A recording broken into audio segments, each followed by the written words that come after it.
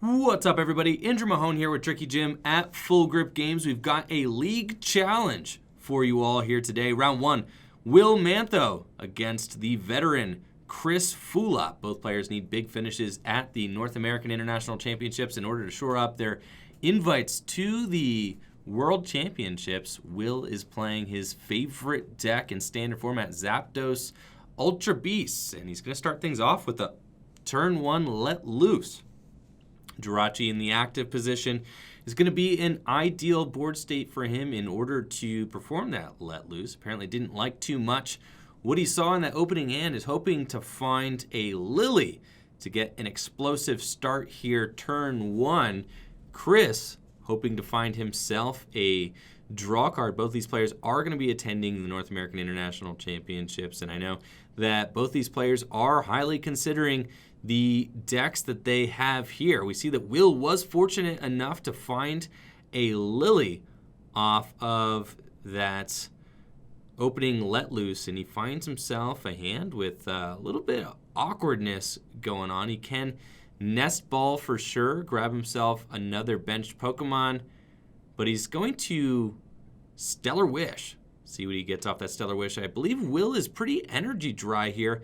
I don't see a lot of energy in his hand. He's going to opt to get that Skateboard and then Nest Ball. Curious as to why the Stellar Wish before the Nest Ball. Maybe there's something that Will was looking for, or maybe wanted to withhold his judgment on Nest Ball till he saw what he got off of the Stellar Wish. With the Skateboard in his hand, he will gladly retreat into that second Jirachi there to perform a second Stellar Wish, looking for potentially another draw supporter. I believe that Cynthia might be the best grab here off of this second Stellar Wish. And sure enough, we do see that Cynthia come down. Will is going to look to use that card to hopefully find himself an energy for his second turn of the game to start taking knockouts as early as turn two. Chris here, not revealing his hand, but is going to start things off with a draw. He's got 5 cards to work with. He does have Ultra Ball and Cynthia, so he's going to be able to get this deck going here. Still is playing the Chimecho, very interesting card in the Malamar decks. You don't see a lot of that anymore. And Dugong as well. Gladly pitches them both to the discard pile in order to set up another Inkay. Chris is familiar with this matchup and knows that he is going to need to get as many Malamars in play as possible in order to create a sustainable board against this Zapdos Ultra Beast deck. So definitely looking to stabilize here. He's got an adventure bag, which means he's going to be able to find some escape boards, probably a pair of escape boards, in order to retreat his Inkay into his own bench Jirachi so that he can perform a Stellar Wish. Look for another setup Pokemon, but sure enough, he goes for Spell Tag. So maybe he has a switch already in his hand and plans on putting the Spell Tag somewhere else, or he's just starting to set up. Oh, he's got switch. Okay, he does have the switch in hand. He corrects himself. Yeah, I want the escape board on the Jirachi. That's where that belongs for sure. And we see he does have a Ditto Prism Star in his hand as well. He's going to draw 5 cards off the top and gets a Mysterious Treasure. It's going to be great for searching out another Inkay. He's got a Psychic Energy in his hand as well. He can use that to start to cycle some of those Psychic Energies into the discard pile. Well, let's see what we got going on here. You see him eyeing up that Psychic Energy. He's going to discard it, going for what I have to assume will be a third Inkay, but it's actually the Giratina. So very interesting there. Chris is going to start to set up that Giratina, potentially suited up with the Spell Tag. He does have the Ditto Prism Star in his hand, so that'll work as a kind of pseudo third Inkay in play. And then we'll end his turn. I like the option of holding on to the Spell Tag in his hand. Now, this could get pretty tough for Will if Chris is able to utilize the Spell Tag and Distortion Door damage in order to take out Will's low HP Pokemon like Mew and Jirachi and Marshadow, all of which are on his bench. Thank you so much, Wimpo Squirrel, for that Twitch Prime sub, on board for 6 months. Much appreciated. You see, Will was able to top deck that Lightning Energy, which is very good for him. He doesn't have to dig for the Lightning Energy for that Zapdos. Suits that up right away. He knows it's going down. But he did find Viridian, so he would have been able to get that Lightning Energy anyway with the Viridian that we see he got off of Stellar Wish. Now, Will probably has a Switch or a Guzma in his hand, I'd have to imagine, since he's going for this Stellar Wish here, and is probably thinking about which one of Chris's Pokemon he wants to take out. But he's going to start off with an Escape Rope, which is going to allow him to Stellar Wish again. Chris very intelligently promotes the Giratina. He knows, listen, if you knock this thing out, it's a win for me because I get to use the Distortion Door ability. Also, he wastes 2 Electro Powers in the process, but we do know that Will has a Guzma in his hand, so he's going to be able to pivot that Zapdos to take out whichever one of Chris's Pokemon he wants to on his bench. So definitely a valid strategy there from Will. And he's got Zapdos in the active, deciding to go for Chris's only Jirachi and only free retreater with the escape board. Definitely a good call there by Will, and he's going to move up to only 5 prizes remaining. Chris promotes Inkay. He's got a Malamar for his benched Inkay. He's got a Spell Tag that he's going to decide to suit up on the Malamar, and it looks like he's got a Cynthia. So he wants to protect that Malamar just in case it's the only Malamar he gets into play this turn. I think it's a pretty heads-up play by Chris. You put it on the Giratina, like, Will gladly knock out that Malamar. It's the most precious thing that Chris does have in play at this point, and he does need quite the combo here in order to pull off a knockout. He needs a switch card and a second Malamar. I do believe he's got the energy that he needs, but no switch card in sight, meaning that he's just going to have to Psychic Recharge to this Giratina and potentially Hypnosis the Zapdos is something that I could see, or maybe a manual attachment to the Giratina. Looks like he will Ultra Ball, though, for a second copy of Malamar, and it might just be that free retreater that he ends up missing off of this draw supporter, which is really tough here for Chris. He is going to get that double Psychic Recharge, and I think he goes for the Hypnosis here with Inkay, and Will's able to wake up. Stay woke, Zapdos.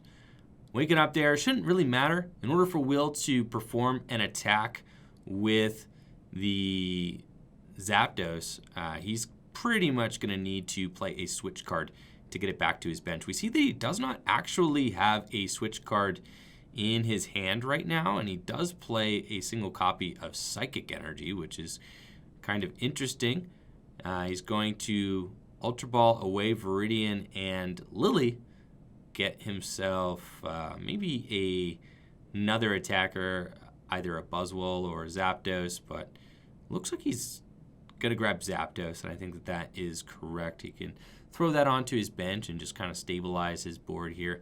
All he needs is a switch off the Cynthia in order to continue taking prizes, but we saw that Will kind of unnecessarily wasted that escape rope last turn, and I didn't really love that, just because he didn't need to escape rope then Guzma. He kind of just could have used the Guzma that he had in hand, but now he's digging for a switch card that if he whiffs, it's going to be a huge boost for Chris in this matchup, allowing him to go back on tied prizes with Will. We'll see if he finds that switch card he's looking for. He gets 6 cards, and I don't see it yet. I believe he whiffed the switch, and Will is going to have to pass with this Zapdos in the active, opening the door for Chris to come into action here. This is exactly the play that Chris wanted to see, and I believe that Chris is in this game now.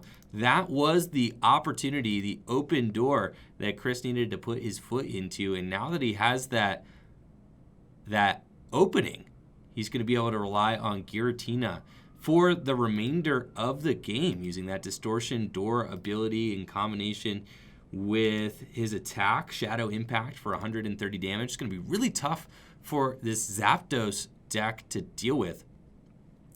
Know that Giratina has 130 hit points, which is pretty high for a Zapdos deck to take down, requiring 2 Electro powers for a Zapdos to knock it out.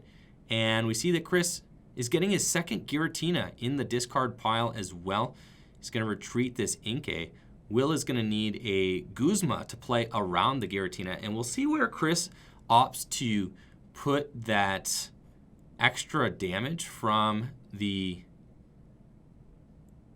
Shadow Impact. It looks like Chris is going to use Distortion Door, put damage on Mew and Jirachi, and then use his final Psychic Recharge and has a Spell Tag to boot.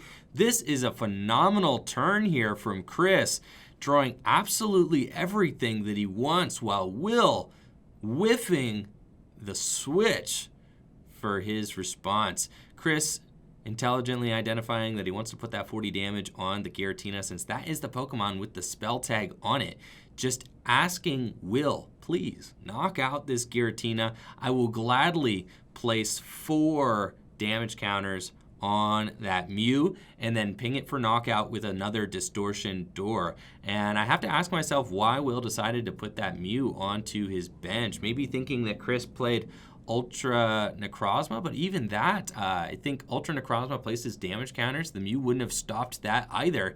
The Mew does not stop Distortion Door. I think maybe Will was a little bit scared when he saw that Dugong in Chris's opening discard, and he must have put the Mew down in order to deal with Dugong, but that Mew is going to be a big liability for Will. We see that Will has got a bunch of cards in his hand. He's got a Fighting Energy and some other trainers, and is looking to just retreat into Zapdos. If he's got an Electro Power, he'll take this knockout here. He's got to play Kukui, actually. Will get him the numbers that he needs, 100 damage on the Giratina, but he's going to be eating that Spell Tag damage, allowing Chris to come ahead an extra turn. And we see Will place a energy onto his Marshadow, kind of an odd location for it. I mean, maybe saving it for later in case he wants to Coco GX, but definitely not ideal there. Chris deciding where to place this 4 damage. I think all onto the Mew is absolutely correct. And then all Chris needs is an energy to retreat that Inkay in his active position. So he does need to actually hit something here, which may kind of beckon him to take the prize on the Mew right now. And I think he will, because he's looking for a Psychic Energy. He doesn't find one. And with the Inkay in the active position, he's trying to figure out, how can I possibly pare this hand down enough to maximize my draw off of this upcoming Lily? It looks like he's going to play a bunch of Psychic Recharge, suit up all of his benched Giratina with energy, and then play as many cards as he can. But it looks like he's only going to be able to... Oh no, he has Guzma. That's fantastic news here for Chris. He can take out potentially the Jirachi with the Escape Ward, but I think he'll opt for the Marshadow. That's a good choice. Leaving the Jirachi with the Escape Ward with 2 damage counters on it is just a Spell Tag and a single Distortion Door away from knockout. And Chris takes the lead for the first time in this match, since the active Giratina does not have a Spell Tag on it. And since Chris is now wagering that Will does not have a Guzma, he is going to promote the Giratina here, or not place the damage on the Giratina, I should say. Placing the damage on the benched Malamar with the Spell Tag, just saying, go ahead and take the easy knockout on that Malamar. I've got a Spell Tag on it, and odds are you don't play Field Blower anyways. So a heads-up call there from Chris, making it very awkward for Will to fight against this Giratina deck. He needs 2 damage buffs in order to take out this Giratina, something that will be pretty difficult for his deck to whip up. And he can't even use Buzzwole with the Beast Energy for Sledgehammer. The Sledgehammer turn is past. Chris was able to play right around that Sledgehammer Buzzwole. So I have to feel like Will's options are probably limited at this point. We see him kind of mulling through his deck here, looking for a way out, but I don't know if he's got it. He being behind in the prize trade is just so bad. You know that those Giratinas are going to be coming back. They're going to be coming back every single turn, and if Will doesn't play his cards correctly, Chris is going to take another double prize turn on that Jirachi with the 2 damage counters on it. See, Will was able to find a Guzma, which is really good for him because he can take out that Inkay without any punishment and also without any damage modifiers, which is really good for Will here to just play around that big Giratina for 1 more turn, go down to 3 prizes. But it's probably not going to be enough here to get him everything that he needs. Chris has got that Giratina promoting, fully loaded in the active, and he'll play an Inkay down. He's got a Lily for just a few cards, but he doesn't really need anything. So any card that he gets from here on out is just bonus. Looking for cards to continue to advance his board state, Guzmas, energies, maybe spell tags, things like that. Putting an energy on the Inkay there is really good play from Chris, allowing him to get that pseudo free retreat next turn should the Giratina go down. But now that Chris is kind of in the clear with only 2 prize cards remaining, all he has to do is kind of stay in cruise control from here on out and force Will into a compromising situation like the one he's in right now. Will needs double E power again to take this knockout. He could go in with his Coco GX. That has got to be an option that he's considering here. He does have the Tapu Koko Prism Star, and he could throw those energies into play with Dance of the Ancients. Looks like that is his route here, but giving Chris a potential GX Pokemon to knock out when he only has 2 prizes remaining feels really bad. So let's see if that is the route that Will chooses, though it might be his only out to remove this Giratina from play here. He will bench another Jirachi and still is not Stellar Wish, so he does have the option of Stellar Wish, and I really hope Will doesn't just play this Tapu Koko down without using Stellar Wish first. I think that would be very good. He does decide to Stellar Wish. Very good, Will. Going for the Stellar Wish, finds Ultra Ball. He'll put that into his hand, allowing him to search his deck for a Pokemon. If he chooses, he could go find the Nihilego. Since Chris only does have 2 prizes remaining, he could do that. But it looks like he's going to play Kukui with the Electro power, putting him at 130 damage, and he will be able to take out this Giratina with his Zapdos here, and is in a really tough spot though because he is losing the ability to use that Tapu Koko GX, sacking this Lightning Energy. He would really love to get another Lightning Energy into play.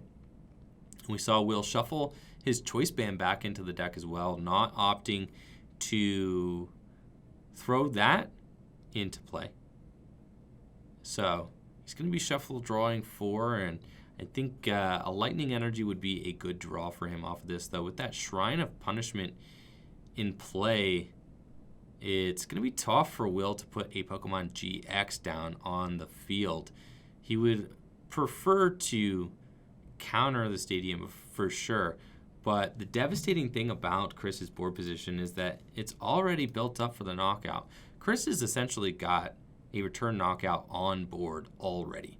His deck is already established to be able to do that, so he can just retreat the Inkay and then Psychic Recharge to it again. He doesn't even need another attachment from his hand in order to ensure a follow-up knockout the next turn. And I think that Will, if he wants to win this game, is going to have to put a Pokemon GX into play, something that Giratina cannot just one-hit KO, so that he can have a shot at taking his final 2 prizes. We see Chris go for an Ultra Ball here. He's going to search his deck for a Pokemon. He's going to grab Mew. And I'm sensing that we could see Chris finish this game off with maybe some Spell Tag, Distortion Door, Psi Power magic on the Mew. Oh, Riley, thank you so much for the sub, my man Riley, and the support. You rock, dude. Thank you so much, man. Chris is going to place that 4 damage counters on his Giratina and take the knockout. Will, in a very compromising situation, the Mew is very scary there because I guess it could be a way for Chris to eventually... No, I don't think... I think it's just acting as maybe a free retreater at this point. Since there is no spell tag for... I guess the Mew is threatening a knockout if Will attacks the Malamar for knockout on his bench. But I don't think that will come into play. And thank you so much, Hannibal, for those 100 bits. It looks like Will sees the writing on the wall and is going to scoop things up. Chris taking the win in round 1 of the Full Grip Games League Challenge with his spicy Psychic Malamar build. Very cool deck there from Chris. Will, unfortunately, missing that switch on turn 2 and then just falling behind in the prize trade. Very unfortunate. But Chris taking the win pretty convincingly there, getting everything he needed to set up his Giratinas. What's up? We got Chris Fulop, hot off his round 1 win at the Full Grip Games League Challenge. Chris, tell us a little bit about your Malamar deck that you got for us today. Well, I've been addicted to the spell tag version of the deck for a couple months now. And, yeah. I'd actually been testing the standard alternate Necrozma build a couple of weeks ago, and then the pure psychic version that's been popping up a little bit as well. Gives you a little bit more space. But then last weekend, the single prize attacker decks, in particular the Zapdos Ultra Beast decks. Yeah. And I noticed Will wasn't running the Ultra Beast version, I don't believe. What, today? Today. Or? No. Oh, he was, yeah. He was? Oh, there were fighting energy and psychic no, energy. I saw no indication. No, you of the span didn't. of the game. Yes, but he was playing it. But and the spell tag version is favored against that deck. Yeah. He saw my opening hand of the mulligan with the spell tag, and he's like, "Oh, I don't run any field blowers. I can't win." That was his first comment as I mulligan as he goes first. So obviously, I don't think he particularly felt comfortable with the matchup as well. But no, I'm trying a few things out. Got some spicy additions to this deck. I saw we got Dugong in there. So tell me a little bit about Dugong in the deck. Okay, well, you're doing spell tag spread damage, Mew spread damage, Giratina distortion door damage, and just a double 60 snipe is allowing you to jump ahead in the prize exchange. For sure. I do run a couple of GX Pokemon, but in general, I'm trying to play a one prize attacker game. I saw maybe a Marshadow. There's a Marshadow and one of Psychic Necrozma. Which is good because sometimes you just got to deal a lot of damage. I mean, I've previously been using a version with Ultra Necrozma as like a one-of with the Marshadow and then a couple of Metal Energies in there or whatever. And that's better, but there's just not the space anymore. Sure. So I'm just had to go with the Psychic version, which I think is objectively worse, but it fits in the deck. Whereas I need like a 62, 63 card deck to make this the Ultra. There are some cards that just need to make the cut, like Mew is very good in the deck. I didn't know for sure if Will had any kind of crazy gimmick stuff going on that allowed him to take 2 prizes in the last turn because he hadn't conceded. Sure. And I'm like, okay, well, I'm going to put this Mew down here in case I didn't think of something. Sure. And it's a one prize. It was one retreater that I can put. You already had an Inkay on the bench. It wasn't. I didn't if you were going to lose, else. if you were going to lose to Buzzwell Faramosa, that is the only option Will plays. If I don't know if Will was playing it, but that's the only option that deck would have to take a bonus prize using the Beast Game GX for 50 with a Beast Energy and a Guzma. He could potentially cheese that way. Yeah. I missed my turn 2 attack going second, which was not totally unreasonable. And he Considering missed the KO on that Jirachi when I tried to put him to sleep. Missing that switch was big. Yeah, no, I was like, obviously I wasn't expecting the hypnosis to stick. And the difference between hypnosis and him not switching is 10 damage. But I just wanted an energy on that Pokemon to retreat. Sure. So if he did Guzma around it, it was my retreating condition for the next turn to guarantee I had the Giratina then. Exactly. But I do want to rewind to the Dugong. Yeah. So I'm also running Chimeco. Okay, I did see that. Which is just going to multiple matchups. I don't expect any of this tonight, but the Shedinja deck. Yeah. Doesn't really do well against Bell of Silence. Oh, I'm sure. But the main reason is against Zoroark, you get to Bell of Silence, and they generally can't really deal with that very well. But then, while doing this, you're getting Dugong out, and you're taking out Ditto, ideally, because you want to keep them off the Alolan Muck. Right. A lot of people are really claiming that Alolan Muck's a major problem for the deck. I think it's less so. It is good when everything it feels just completely defeating when everything goes right and it's locking out everything. But I've generally been able to deal with the Muck fairly well from just killing it or being too far ahead by the time they got it out. Well, that makes sense. With Distortion Door damage, even Grimers are not out of reach of the Dugong KOs. So at that point, when you're up 2 prizes and they can't get out the Muck, they can't beat Marshadow GX. Right. Taking 2 KOs and then winning the game. So that makes that matchup really good. I'm running a Mimikyu. Okay. For the Reshiram matchup. Right. Because Spell Tag hits them for 40, and if they hit you for 230, then you copy that, and in a one-turn cycle, you're knocking out a Reshiram. Yeah. And the Marshadow is also good against PikaRom. Yep. So I don't know if it's consistent enough. I don't know if I'm overlooking some stuff. I'm fooling around before Nationals. I'm still going to best of luck at NAIC, Chris, and definitely best of luck in the rest of your rounds. Hopefully see you at those top tables. I'm at 348 points because I haven't played a single tournament in the 4th quarter yet. Yes. So I'd like to get those 2 more points. So I believe someone was telling me that would lock up a top 16. Top 16 and in. Invite. There we go. Hey, dream big. Yeah, I'm going to try.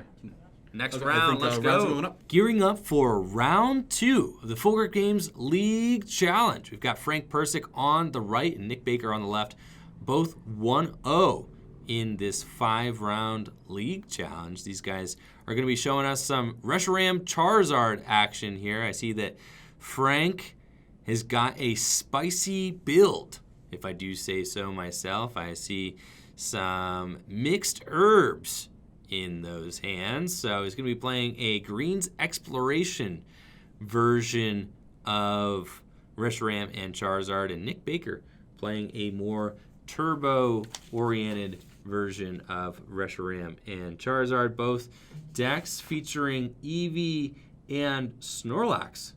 Yes, we see that Nicholas Baker does have the Jirachi version, and Frank just relying on 4 copies of Volcanion from Unbroken Bonds in order to accelerate those energies into play.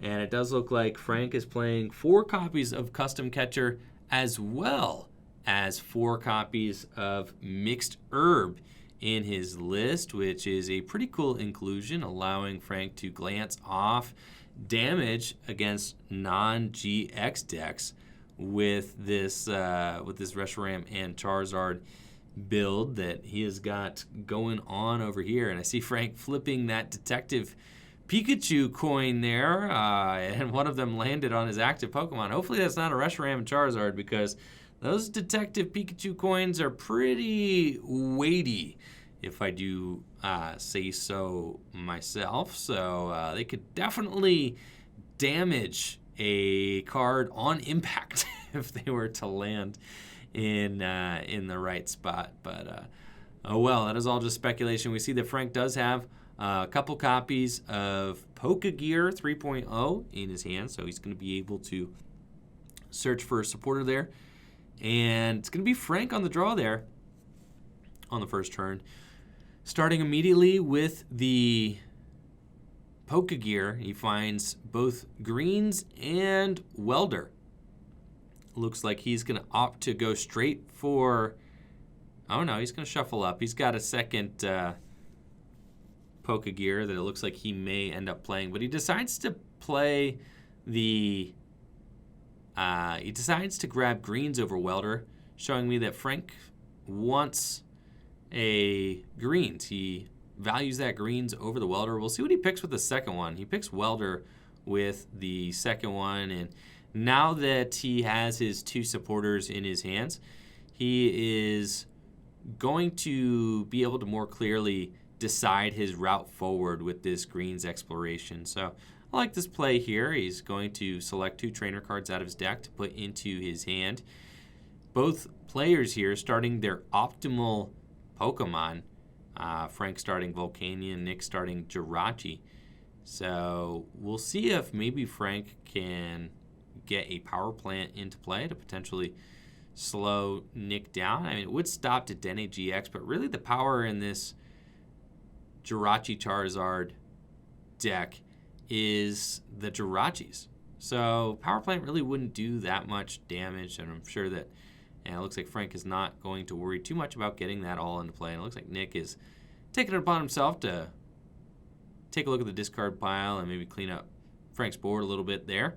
Frank's going to get the 4 fire energy out of his deck and probably just attach 1 this turn. Next turn, go for a welder and potentially a switch card so that he can get an early attack. Now, Frank is discarding, we see Guzma in the process. I think that Guzma is one of the biggest cards you can play in this matchup. It's one of the most important for sure, because you're going to want to target down your opponent's big tag team Pokemon GX before your opponent gets to target yours down.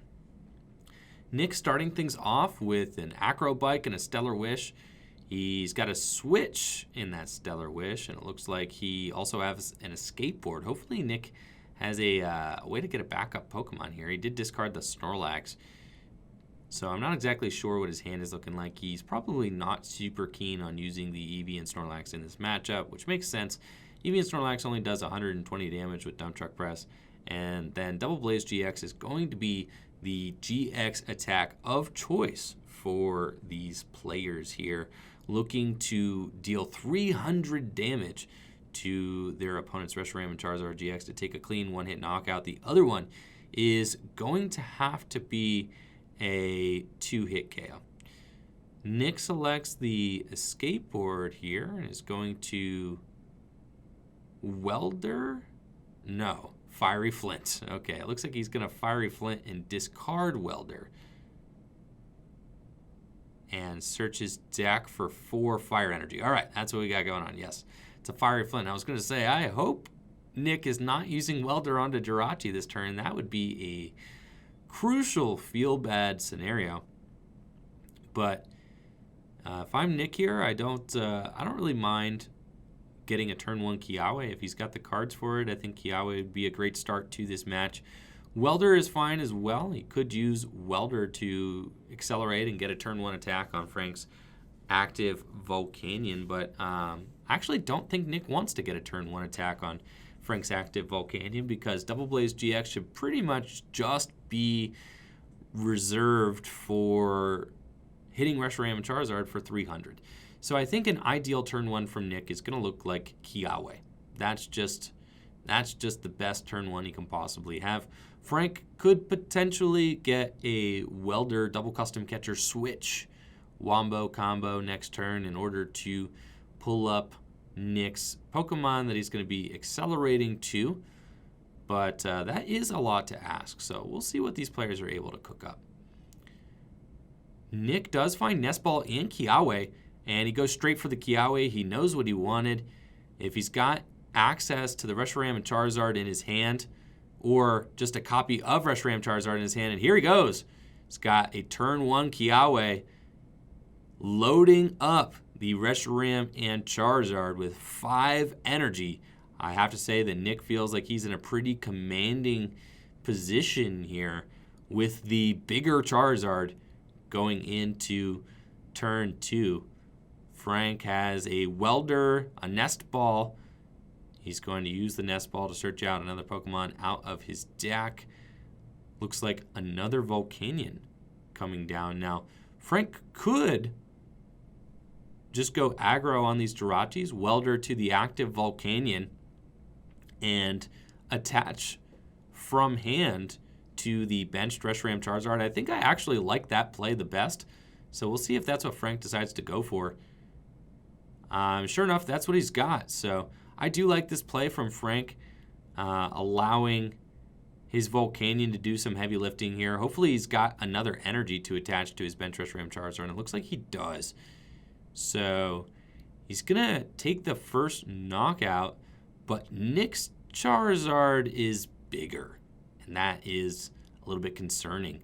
All Nick needs is Guzma Fire Energy to really seal this game up, but we see he's got Welder and a switch off of the first Stellar Wish here. He does have Fire Energy in his hand, just needs a Guzma, so he can Nest Ball for a second copy of Jirachi safely and go for that Guzma without punishment, retreating into the Jirachi if he has one in his deck. It looks like he may actually just have no more Jirachis, though. We see him look at the deck and say, okay, is it not here? Is it in the discard pile? Oh, wow. Nick actually has Tapu Lele GX in his hand.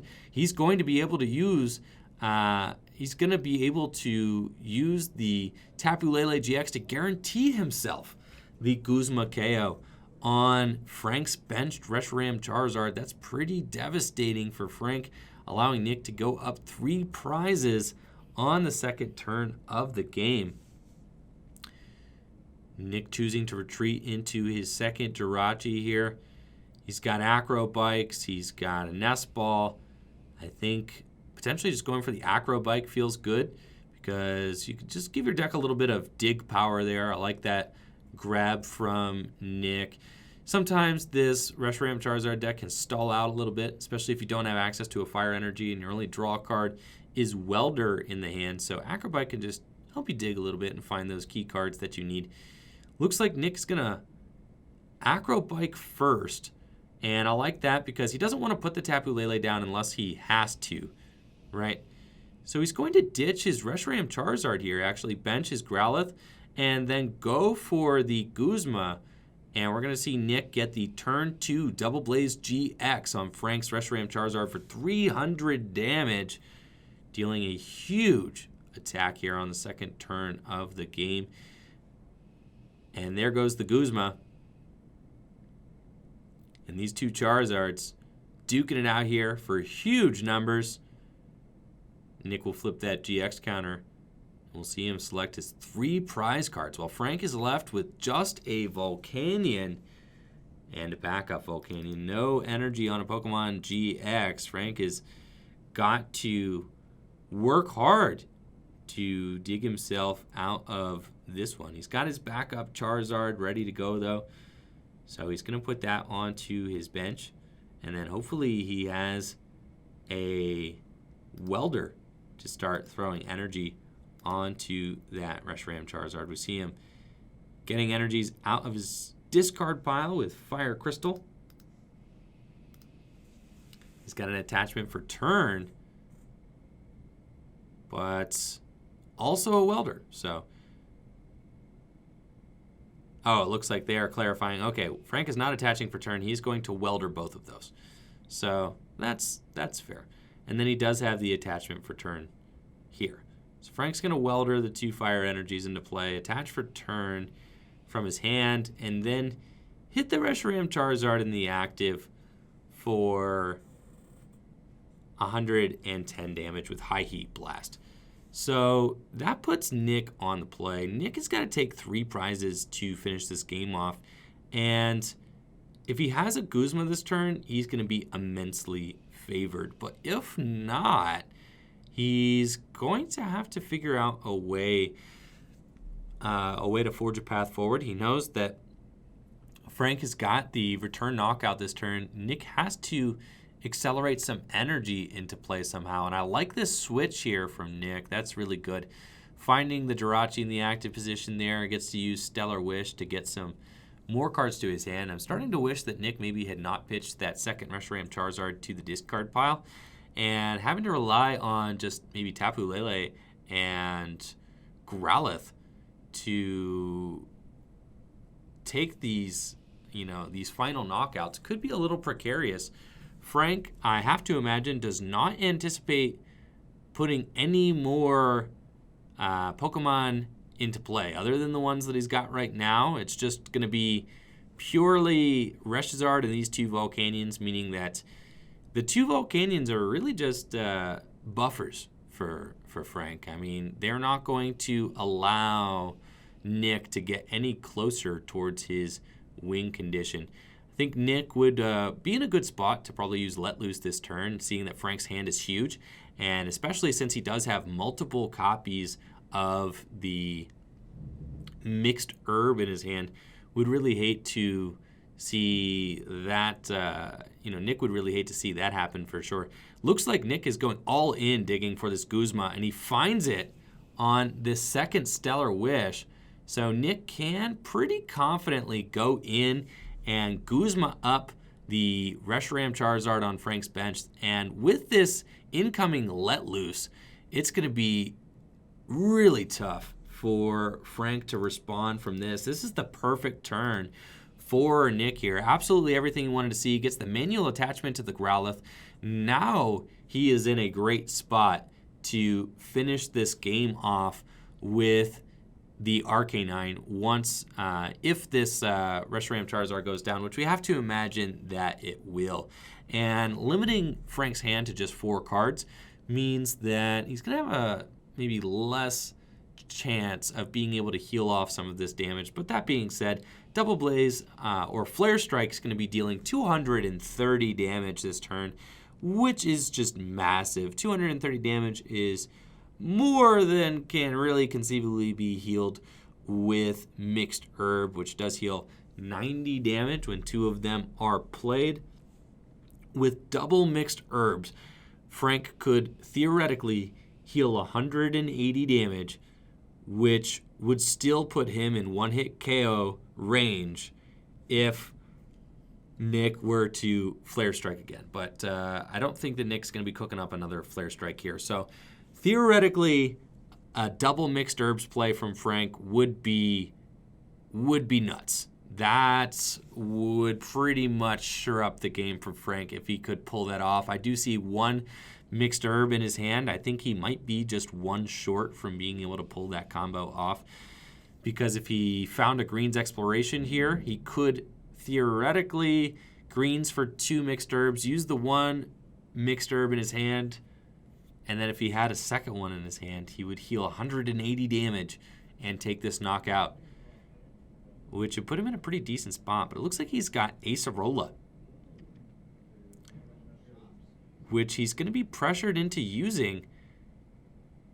And it's fine. Frank's really got all day. You can heal that off. Like I said, I don't think he plans on putting any more Pokemon into play than the ones that he has active currently. And he's going to High Heat Blast this Reshiram Charizard for just 50 damage, putting it at, let's see, after Nick does the math here for us, putting it at 170, I believe. No, not 170, 160. Yeah, math is hard. 50 plus 110, 160. Nick is on the draw here, and I think in an ideal world, Nick is able to maybe attack with an Arcanine or something like that, but we see him considering a hard retreat and potentially will put that Jirachi into the active position, and him going for the Jirachi without an escape board maybe shows that he's got something up his sleeve here. I believe he did find another Guzma off the Jirachi, which is insane. Back-to-back-to-back Guzmas. Frank is not able to catch a break here with these Guzma plays from Nick. And with 160 damage on it, that Reshiram Charizard can easily outrage for huge numbers here.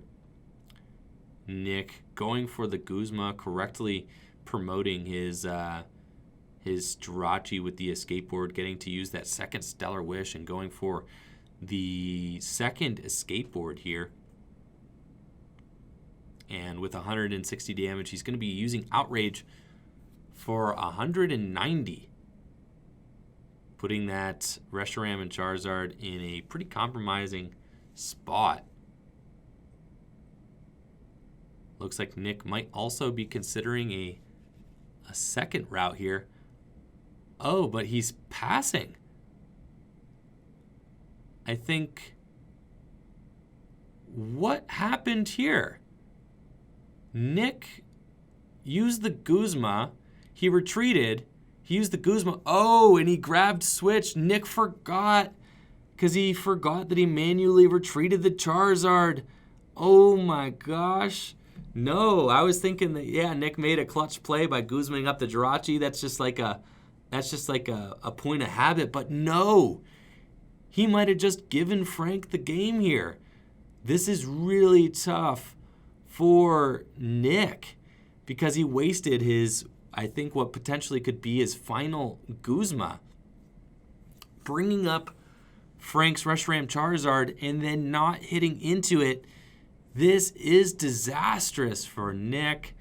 And the worst part is that off the Stellar Wish, he saw that switch too. He could have grabbed the switch, but instead opted for the escape board thinking that he didn't need the switch. And that feels real bad. We know Nick is down 3 Guzmas now. He probably is not going to be hitting any more Guzmas here off of these next few turns. He's going to use the Fiery Flint, discarding Dedenne and Eevee Snorlax. He knows that there's really not enough bench space on his side of the field to correctly be able to utilize either Eevee Snorlax or Dedenne GX. He's probably got an idea of who he wants to use, and I'm thinking that it might be Miltank. He's kind of all in on this Reshiram here. He would love to attack with his Arcanine, and I believe that he has the Ultra Ball in hand, also finds Arcanine. So that's just like a really clutch draw there for Nick, allowing him to kind of bounce back here a little bit. Putting pressure on with the Arcanine is going to make it so that Frank cannot just idly attack with his Volcanions. He's going to have to bring up the Charizard into the active.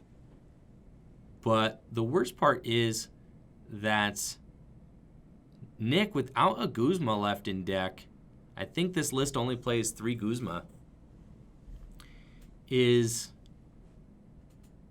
going to potentially be stuck, not able to finish this final Reshiram and Charizard off for game. We see Frank going into his deck with the Fiery Flint here, grabbing some fire energies out of the deck. And then we'll see what he's got in store for us this turn. That Heat Factory giving some much needed draw power to his deck at this point. And I'm worried that that at this point, yes, with all these custom catchers in his hand, Frank can most definitely target down whoever he wants. He's going to bring up that Reshiram Charizard on the bench, and it looks like, yeah, Nick realized that he could only put 2 energy on that Growlithe with the Grand Flame. I missed that, but he corrected it, so thank you, Natalie. Frank will use custom catchers to bring up Reshiram Charizard, and then Kukui for turn, putting even more of these double effect item cards into his hand. So Frank fully responding here because of that lapsed turn, and now Nick has to deal with this 3-prize loss, and there's no way Nick can possibly win. If Nick hits into the Reshiram Charizard, he will surely get outraged for KO.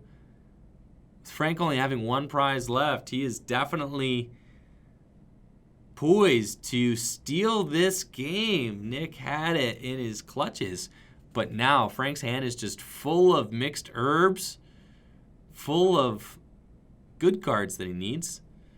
That Arcanine will succumb to a Outrage or Flare Strike, anything really, and Nick would need to promote a Charizard this turn, but he's already discarded his Charizard. So there's no way that he can possibly survive this turn, I think, unless he's able to let loose Frank into a dead hand with no fire energy.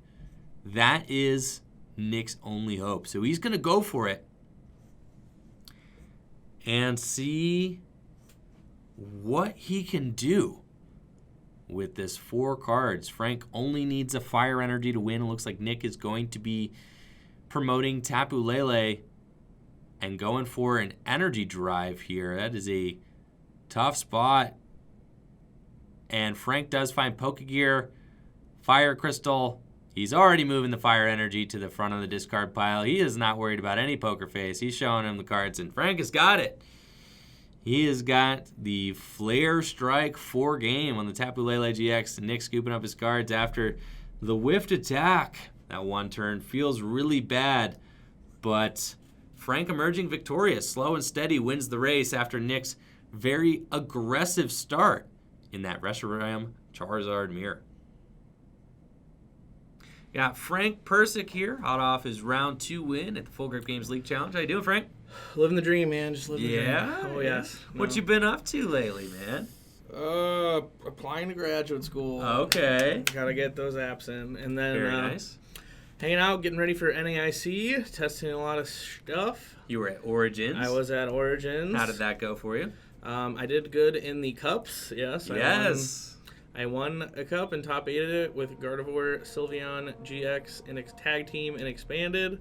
Yes. And then in the main event, I played Gramble and lost my winning in to get my invite against Zoroark because I prized my Ability Charm Fairy 2 games in a row. That's a feel bad. That'll happen, man. It wasn't meant to be. It's fine. That just means we're going to do good at NAIC, I think. All the chips are on NAIC here. Yes. Yeah. So we need top 256 or bust. Yeah. Well, if they have 512, I can get 512, I think, actually. So probably. How many players are required for a 512?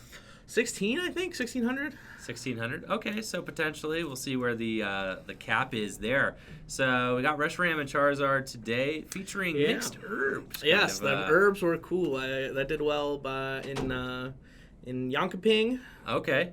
Yeah. Where is that? Yonkoping is in that Switzerland? Was that the Switzerland? Somewhere in Europe. Yeah. The Swedish regional. That one. That did well over in Europe. I think it was first seed in top 8. So that was super cool. So I thought I would try that out. I thought it was really fun. Yeah, you didn't get to use it, but the threat of it was very real. Yeah. So Nick and I were talking after, and we were talking about if he had gotten the switch off the Stellar Wish and was able to hit me.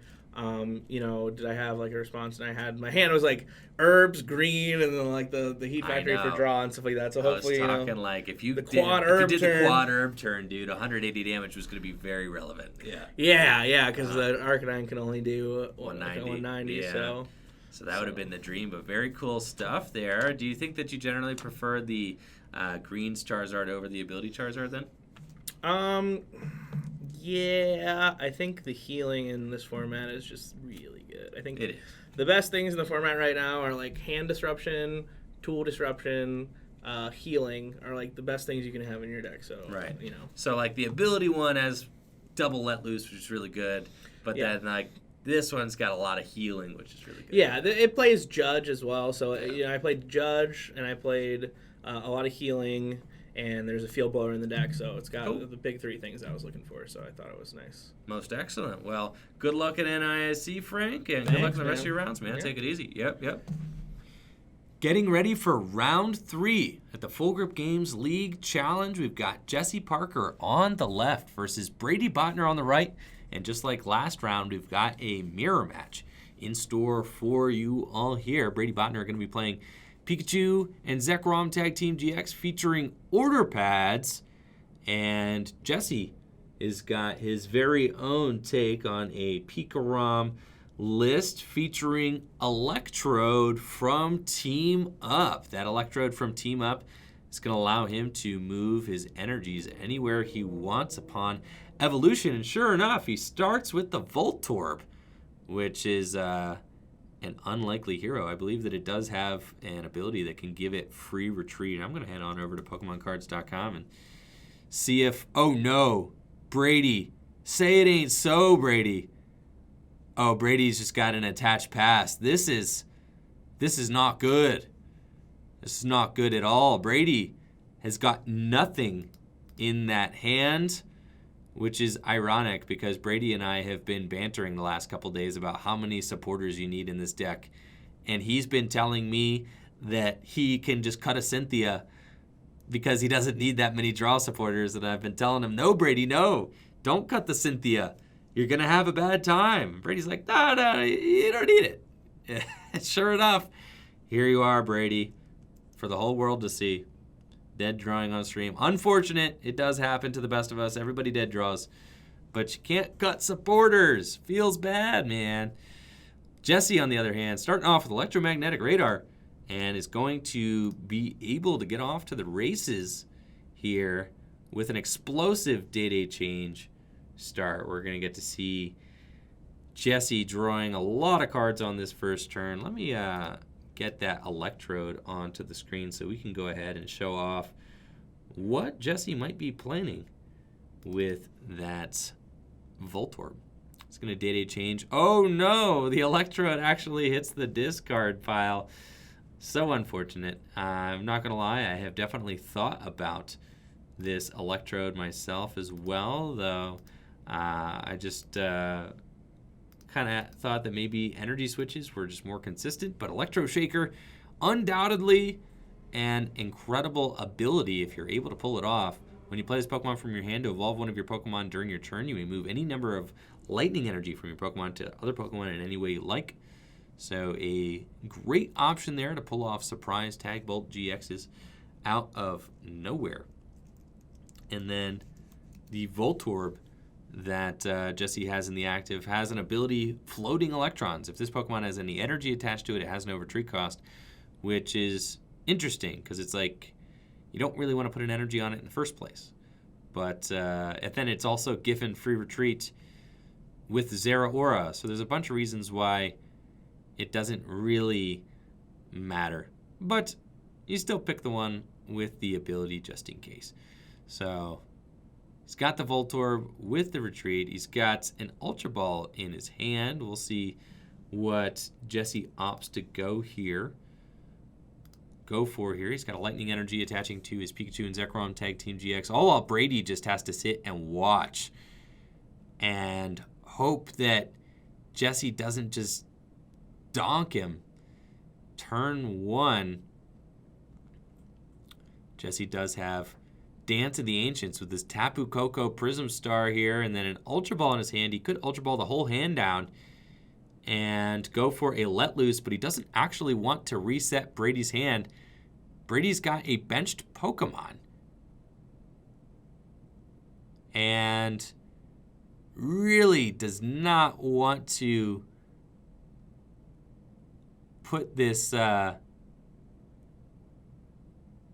not want to put this Tapu Koko GX in harm's way. But it looks like he's just going to have to pass. Putting an energy onto his Tapu Koko Prism Star and passing to Jesse feels horrible here. And Jesse should have a pretty free route here to take this knockout. We see him discarding the Electro Power, though, and going for a second Day-Day change. That's bad news for Brady. Not a Let Loose. All Jesse needs is an energy switch and a damage modifier. Not even a damage modifier. He could Tag Bolt this Tapu Koko GX. He's actually got the Electro Power in his hand. All he needs is an energy switch, and the dream is a reality, but we're not seeing it so far. Jesse actually whiffs it off of the Day-Day change, and we also don't see a draw supporter either, which is a real big yikes. Brady actually is going to have another turn to be able to potentially attack. I don't think Jesse's got it. He's just going to rescue Stretcher for... Oh, the Electrode. He does have it. Jesse plays a Rescue Stretcher. I didn't see that. He's going to Electro Shaker, using that Electrode to throw the energies up onto the PikaRom here to knock out the Tapu Koko GX. Unbelievable. I didn't recognize that Rescue Stretcher in Jesse's hand. I'm still not used to that promo artwork yet. An Electro Shaker coming in clutch here. The amazing knitted artwork on that Electrode as well. Just absolutely phenomenal. And then Jesse taking the clean knockout with Full Blitz on Brady's Tapu Koko GX. And this could be the end, folks. Brady doesn't top deck something clutch right here. And sure enough, he's got a Lily. That is kind of insulting with such a big hand. He's like, bro, I have to Lily for literally like 2 or 3 cards. And I think he just got more lightning energy. He does have a Dedenne GX, though, I believe. So he's going to discard that entire hand down. And I would be astonished if Brady somehow responds to this. I don't think he can. But never say never. If he finds Thunder Mountain Prism Star, really anything can happen. He would need to get a Zeraora, Tails on the order pad. He would need to get a Zeraora. He would need to get a Thunder Mountain Prism Star, an Energy Switch, and a whole lot else. But I don't think that that's quite what he's got in store for us right now. Brady's drawing some awkward hands, to say the least. He's got a PikaRom there, and potentially a Let Loose that he's eyeing up that I think he has to play. Looks like he may be going for a potential Tingly Return GX. Like, this is the only play I got. I have to do it. Maybe I rip enough cards here for a Tingly Return. I think if he just gets an Energy Switch, he can pull off the Tingly Return GX, retreating the Tapu Koko Prism Star. And then using the Energy Switch. But that feels so bad because then you use Tingly Return GX and you totally ruin all of your hard-earned energy attachments. It looks like Brady might have an Ultra Ball that he's considering. And it looks like it might be Let Loose time again. That or maybe, I mean, there's like a million other Pokemon. And if just a Tapu Koko GX, if he didn't start that Tapu Koko GX, that's like the ideal card to draw. But it looks like Brady just has to go with this second Let Loose. And that just feels really bad. I'm not sure that there is a card combination that can save Brady at this point. If he rips double Energy Switch, Thunder Mountain, I guess. I mean, really, I don't think that there's anything that is going to save Brady here, but we'll see. He's got 4 new cards to work with. And one of them is an S-Ball, so he will be able to get a Zeraora into play if he wants to. But that, see, he's got that there. Potentially looking for the Zeraora to be able to retreat. Zapdos not doing him any good either. He's got that Rainbow Rare Zeraora sticking out from the deck. Very easy to spot. Very hard to tell what it is, but I do know that Brady owns a Rainbow Rare Zeraora, so we do know that that is what that card is. And looks like he's probably going to get that into play. If Jesse has a Guzma, he's going to be able to just tag bolt for the remaining prize cards that he needs. It's just Guzma is all he really needs. So Brady in a highly compromising situation here, but realizing that he has to do something, right? So he's going to Dance of the Ancients, which feels horrible because he's ditching those lightning energies as well. Actually, I think the lightning energy and the choice band also go to the Lost Zone, so I'm not sure that it's going to matter here, but technically, I think everything on the Tapu Koko GX, right? Oh, no, you discard all cards from this. Never mind. Brady did it correctly. Okay. You discard everything from the Tapu Koko. Never mind. Let's see. Does Jesse have the Guzma and the energy he needs to win this game? He's got 1, 2, 3, 4. He already has the energy. Guzma will do it. And there we go. Guzma, the Zeraora. That's a 4-prize turn. Retreat. And he's going to tag bolt for 4 prizes. That's it. Oh, Jesse, very excited there. Taking the win with Electro Shaker. And Brady, unfortunately, drawing some of the worst hands I've seen in recent memory from his tournament performances anyways. So Jesse will move on to 2-0 here at the Full Grip Games League Tournament with his PikaRom deck featuring Electrode. We'll get him back here shortly to talk about his unique take on a popular deck. Got Jesse Parker here off his round 3 win. Yes. Moving on to 2-1 at the League Challenge. So are there's nothing on the line for you here, really, no? No, not at all. Yeah. I mean, there's like one person here, I think, who the win actually matters, and I think that's Hunter. Okay. Where, like, if he gets, I don't know if it's top 4 or first, but if he gets points here, then he'll need top 16 at NAIC and not top 8 to get his invite. So if I play against him, I'll probably scoop to him. But that's nice of you. That's what Frank's doing too, I think. But other than that, I don't think anyone else here really needs points or not going for points. Already has it. So. Here to get some reps in. Before just play. The day before everyone's going to NAIC, might as well get some reps in. So for sure. So tell us a little bit about your PikaRom deck featuring Electrode. Yeah, so it's pretty good. I like it. It's I don't know whether I like it more than the order pad version, but I really like. Volkner, I wouldn't be offended if you did. It's like I have a love-hate relationship with Volkner. Like I don't know if I like it or not. Whoops. No, you're good. Yeah, like it's really, really good. Like after you kind of like established your board. Yeah. But before that, just kind of like if you have to Volkner instead of like using Cynthia, it feels pretty bad because, I mean, you can get the Electromagnetic Radar, get it to Dene, and draw cards that way. But I don't know. But and also the Electrode is pretty fun to use.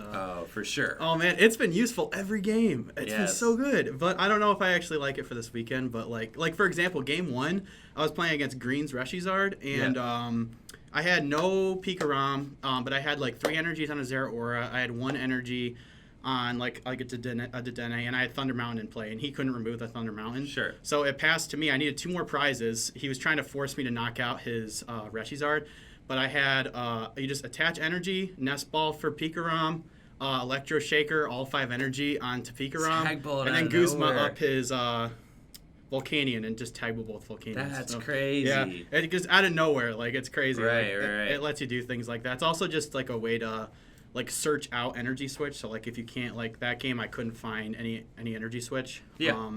So it saved me. It let me full blitz. So yeah. Very cool. But it takes up another bench spot, so I don't know how good it is. But right. That's my major concern, especially in the Marshadow format, right? Because you're gonna play like probably 2 Dedenne, probably 2 Marshadow, and it's like.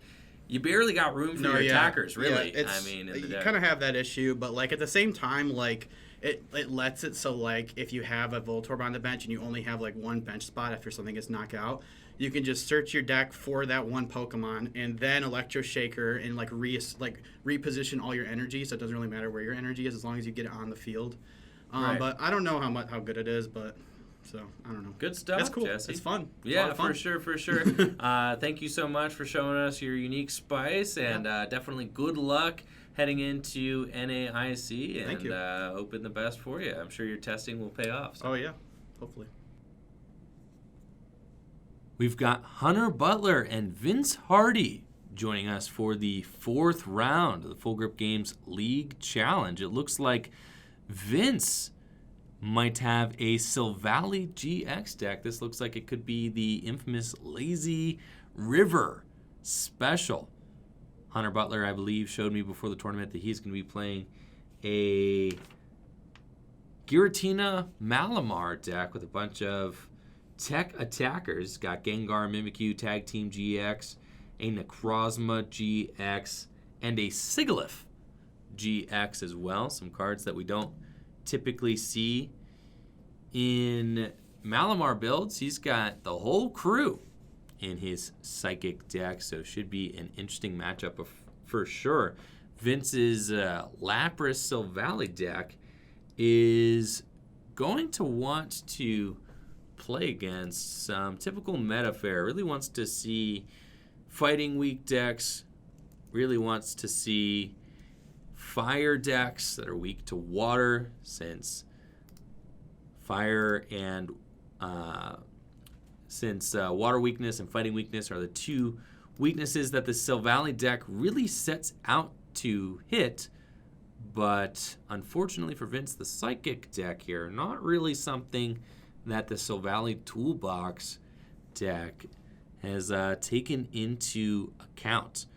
Hunter Butler is a player finished in the top 16 of the World Championships last year and has traveled here all the way from Florida, spending the week testing with Frank Persik, who finished in the top 16 of North America standings after the regular season concluded last year. So they've been testing vigorously for the North American International Championships, and we're going to be attending NAIC in Columbus next weekend. Just a 2-hour drive, or this weekend, from 2-hour drive from Akron. So feels like NAIC is in our backyard. These guys are going to be getting started here. Looks like Vince is on the draw, going first. Got a Lapras GX there in the active position. Vince does have Volcanion Prism Star. Could be good. Looks like he's playing some spicy cards in here. We see he's got an Alolan Muck as well, which he may use to shut down some abilities on Hunter's side of the field. Shutting down Giratina's would be huge for him. We see Hunter taking a good look at Lapras GX, making sure that he's familiar with Lapras there, so he doesn't get caught off guard by anything.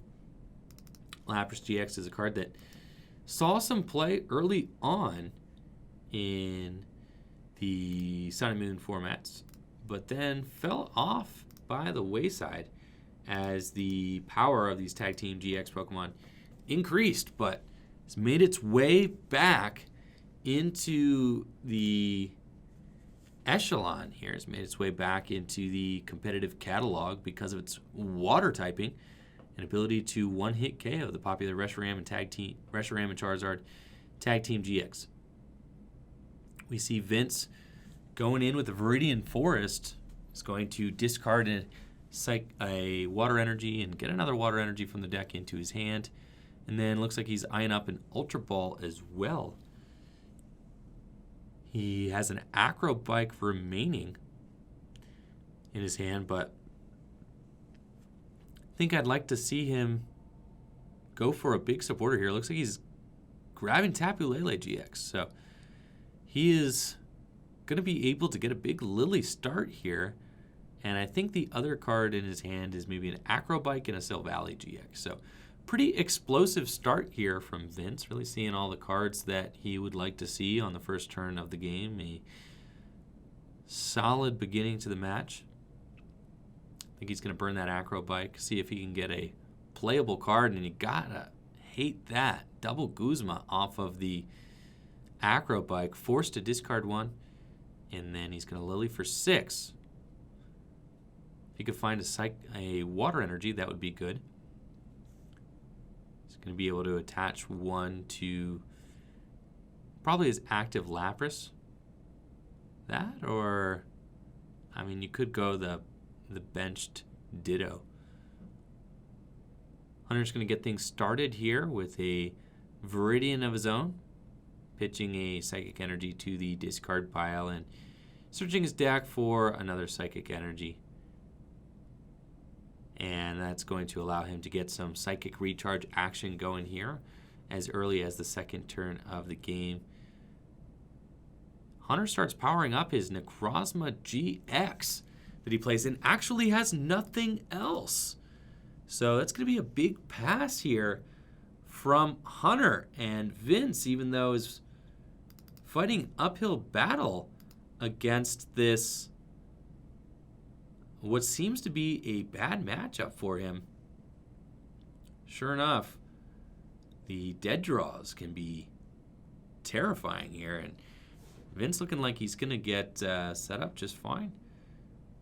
getting a Silvally GX into play here.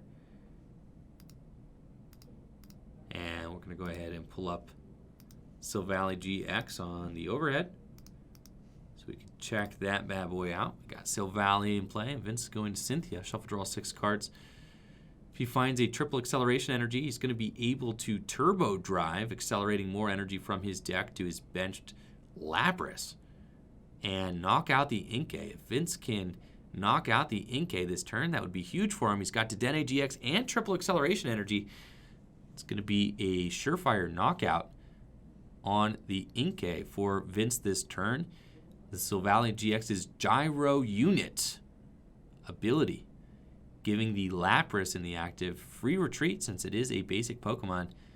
Now we see that Vince also has access to Dedenne for Day-Day Change and Let Loose, but I don't think he wants to play either, being that Hunter has a dead hand.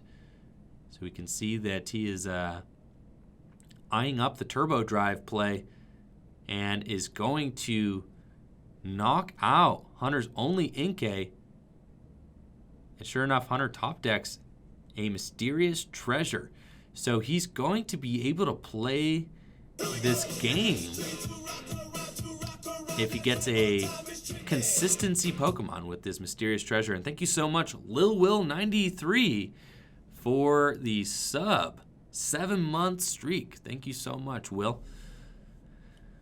Hunter is going to Mysterious Treasure, search his deck for hopefully a consistency Pokemon, either a Let Loose Marshadow or a Tapu Lele GX. Those are what I imagine the consistency Pokemon. I actually keep forgetting that I have the list right here. I believe he does play one Marshadow that he could grab, and he also has Tapu Lele. All right. Tapu Lele GX coming in clutch here. If he chooses to get it. Oh, it looks like he's going for the Marshadow instead. So he'll get to Rescue Stretcher the Inkay. Maybe get an energy attachment and then a Let Loose. He's going to slide that escape board down into play as well and then let loose both players to 4 cards. Hunter is not going to be able to launch an attack this turn. And Riley correctly pointing out, actually, I would have probably forgotten that. But yes, Silvally GX cannot touch that Necrozma because of the Necrozma GX's ability. So hopefully Vince does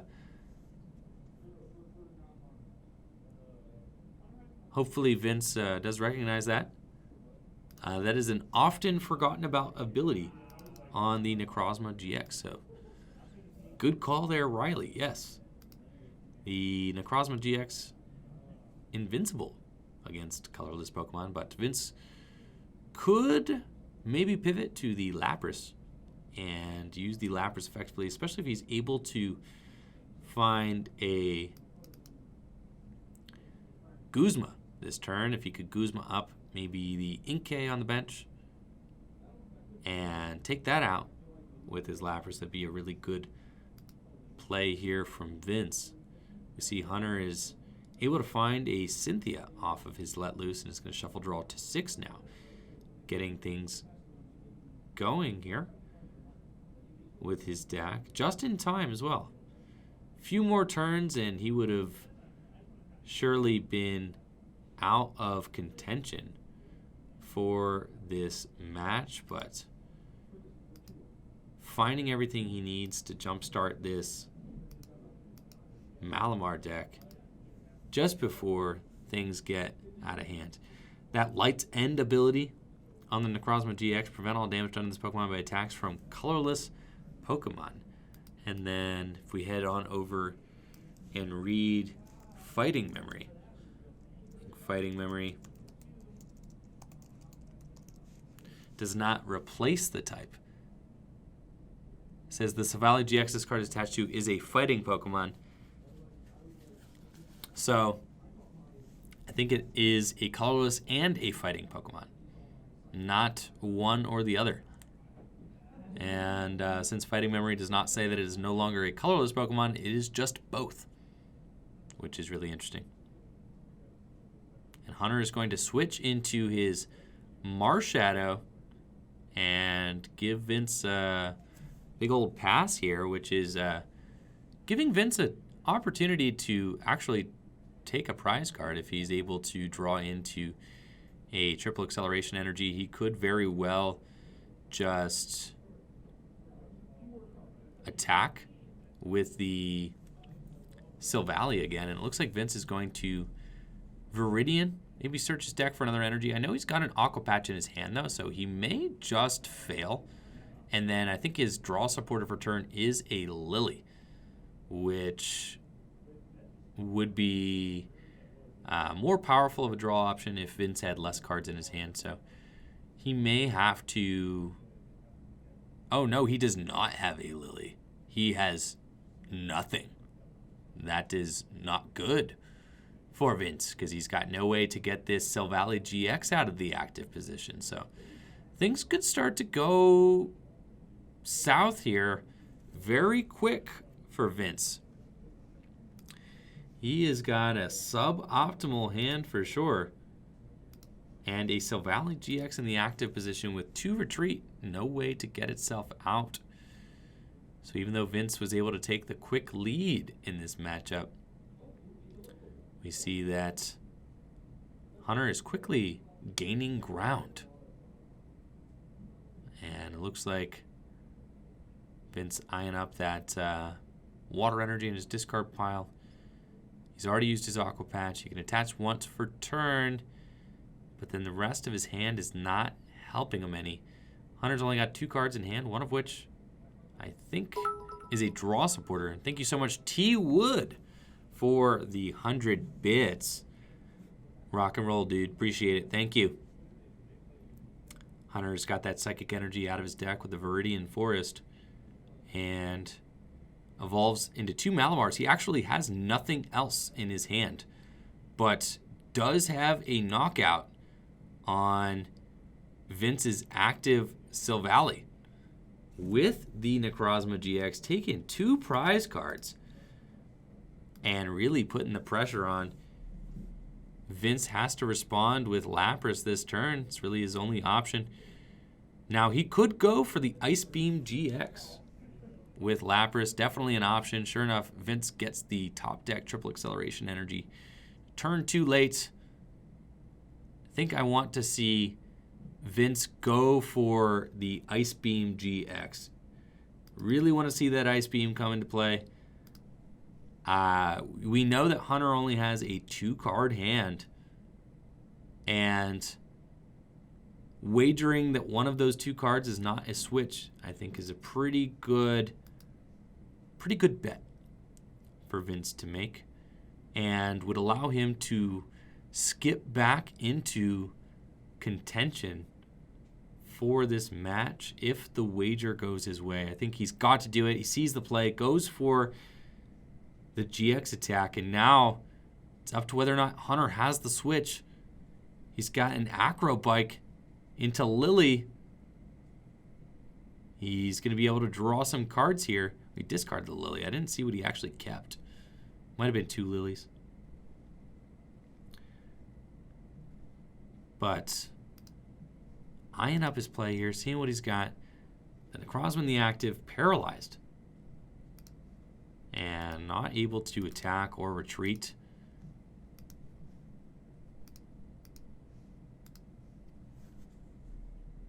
Hunter's just working with, I think, a 3-card hand. He's looking at who is he going to put this choice band on. Or he's got an Ultra Ball as well. Looks like he's just going to Lily for a handful. Up to 6 cards. He's got an Acro Bike. I don't see the switch yet. Looks like he's going to thin his deck first and then maybe Acro Bike for it. Looking for the switch card still. And this could be a pretty big turn of events. Looks like Hunter just opting for the Acro Bike there. Does not find the switch, actually. Putting him in a very compromising situation and giving Vince a chance to bounce back in this game, which is huge. Hunter's going to go for the Viridian there. Get a Psychic Energy out of his deck. And start to load up a Tapu Lele GX. It looks like he's just going to have to pass here. Tapu Lele, his only backup attacker, and now Vince has got Persian GX in his hand. Not actually doing him a ton of favors, but, you know, just a single attachment onto the Volcanion Prism Star would really help Vince's board position here, so I definitely want to see it. If, I guess, you could have used Viridian and attached to it, but Vince did not want to get rid of any of those cards in his hand. I think the Fighting Memory probably could have gone to just give himself a guaranteed attachment, because it's possible that Vince misses a attack next turn, which could be really damaging for him. And Vince realizing he's got to put the Ditto Prism Star in the loss zone. Looks like Hunter is eyeing up a Ultra Ball in his hand. He's going to consider... Oh, there's no energy left in the deck. Thank you, chat. No energy left. So in order for that Volcanion to attack, he's going to need a couple of Aqua Patches and a Free Retreater. Thank you. Looks like Hunter is going to Ultra Ball away, Ultra Ball and a Mewtwo for a Malamar out of his deck so that he can Psychic Recharge a couple more times. He's counting up the damage now, seeing if he can get the knockout with the Tapu Lele GX. That would be a huge knockout. Haven't seen a Tapu Lele go ham like this in quite some time. And know he's got a Choice Band. He's got a couple of energies to attach, but that is one hammed out Tapu Lele. Wow. Look at him go. Attachment from turn. 2, 4, 6, 8, 10, 12, 14, 16, plus the Choice Band. That's a perfect 190 damage. With Tapu Lele. Didn't think I'd see it. But the Choice Band really elevating that Tapu Lele, getting it the extra oomph it needs to take the knockout on this Lapras. If Hunter can find a switch. He doesn't actually have a Free Retreater in the active. And I think he whiffed it again. I don't see a switch in his hand. That Malamar has an escape board on it, but needs an energy on board in order to retreat. He already attached his... Did he already attach his energy from hand? No, he can attach an energy, right? He would have Psychic Recharged 3 times. Or did he attach an energy from the hand? Yes.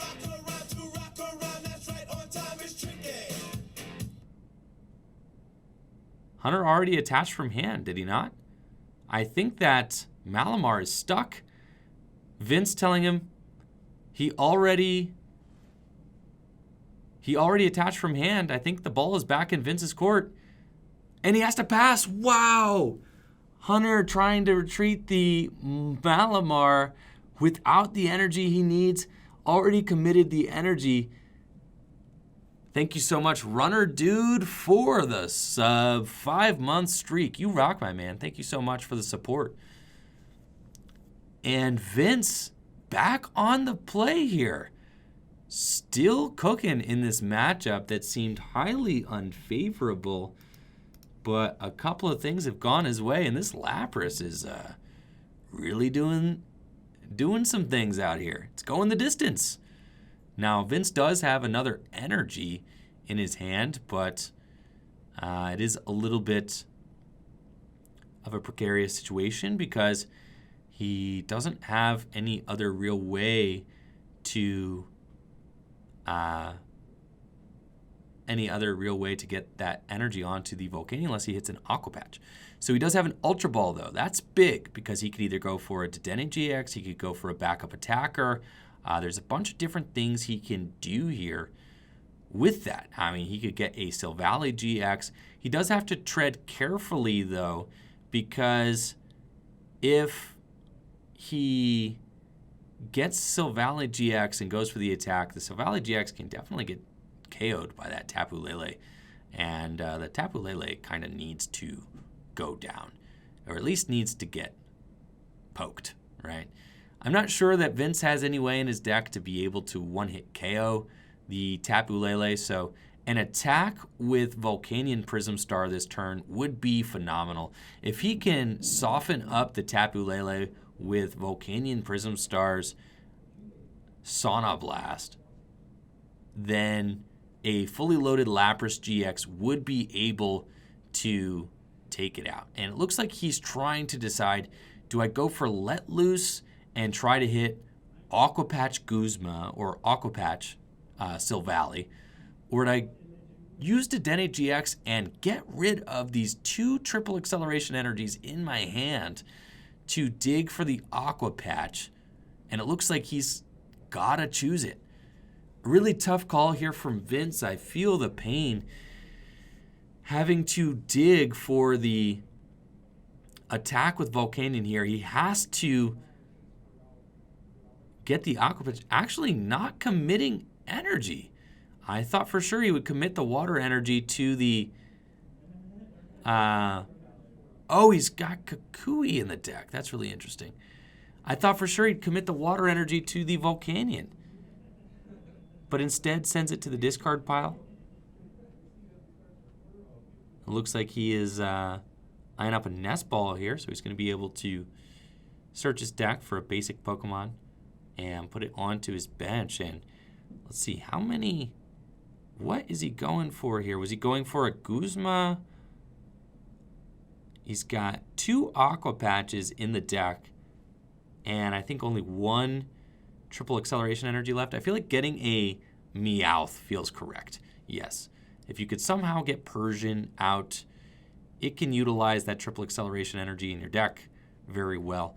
Now, since Vince did not commit that energy, he needs to hit double Aqua Patch here in order to attack this Volcanion. I think the double Aqua Patch would be really clutch play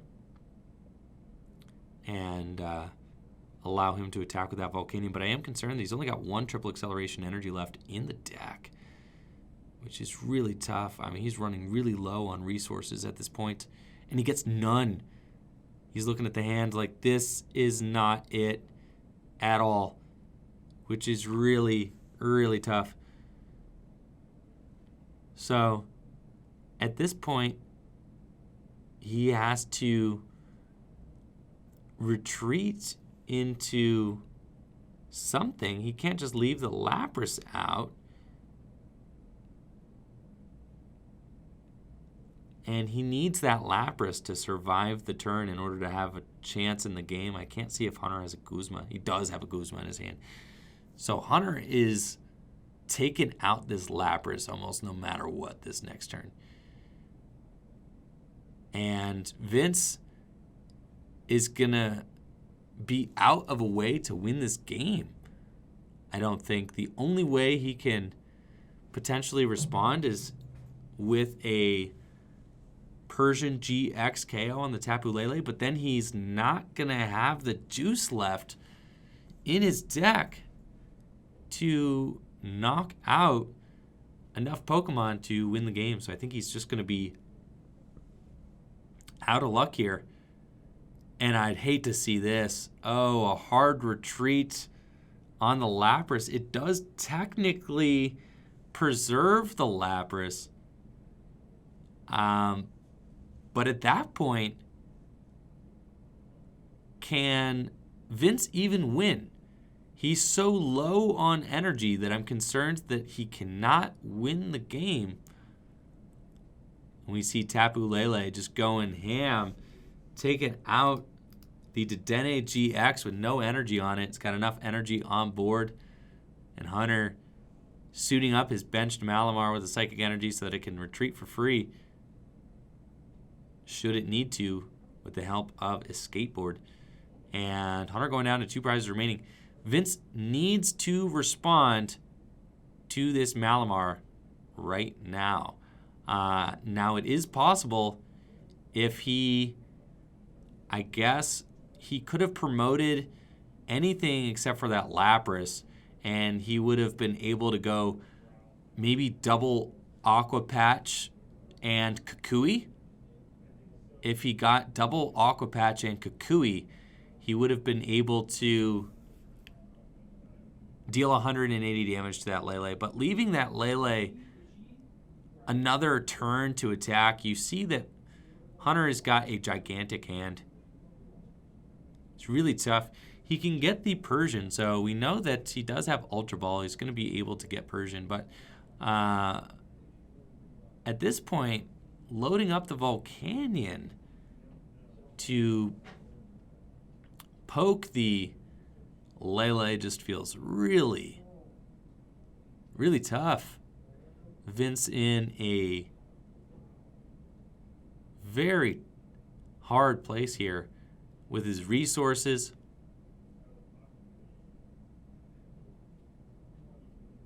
Oh, and I guess Persian GX, might be in the discard pile at this point. I guess Vince did have to Dede change it away, and he probably doesn't play Rescue Stretcher, so the Meowth on the bench is confusing then. I would have thought that the Meowth hitting the bench showed me that he had an out to his Persian. He does have Kukui. He does have Cynthia. Neither of these are really going to do him any good at this point. I think Hunter's board position is so commanding that there is no way Vince can possibly bounce back from this. He's already used his GX attack. If he puts a Silvally GX into play, it's just going to get one hit KO'd. Oh, he does have a Rescue Stretcher, actually, which is kind of crazy. So he can use the Rescue Stretcher to bring back the Persian and then go and Catwalk and get the things that he needs to launch an attack this turn. I still think that potentially he should have not promoted the Lapras so that he could have maybe gone double Aqua Patch, Kukui, knockout. Even then, I think that Vince just doesn't have the gas left in his deck to be able to pull this one off. And that Tapu Lele is extraordinarily close to knocking out, yes, the Lapras for a game. That's actually going to be it. Hunter taking the win with Tapu Lele GX and a gigantic energy drive.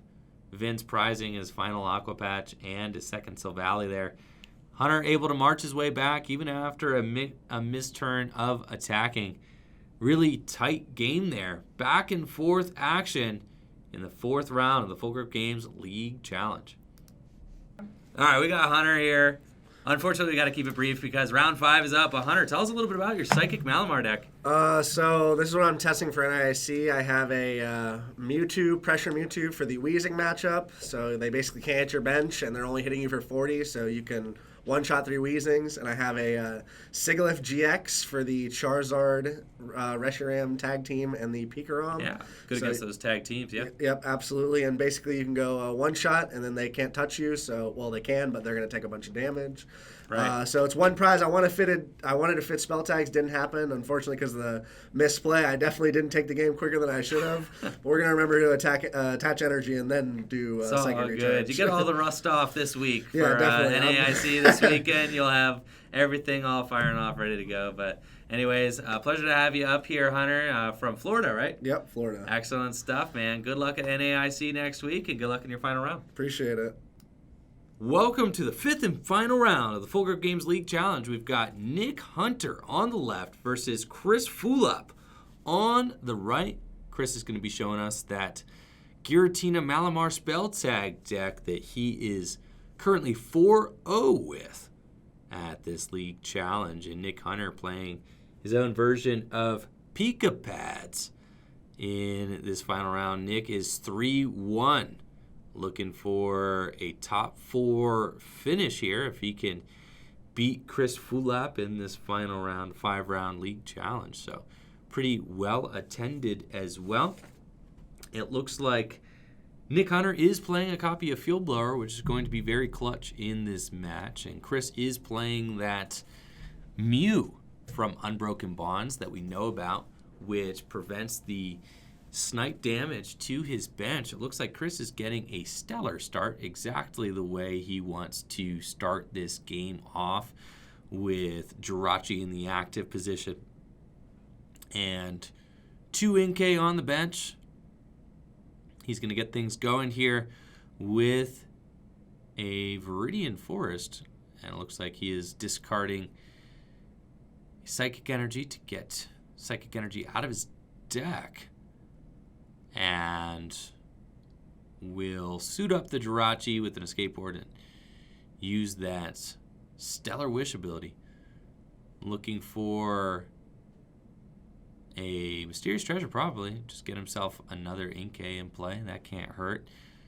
If he can get as many Inkays into play as possible, he's going to give himself the highest probability of launching a turn 2 attack, which going first could mean a lot of pressure for Nick to deal with. And also, just being a GX deck against a primarily non-GX deck means that Chris is going to have an opportunity to trade pretty favorably here.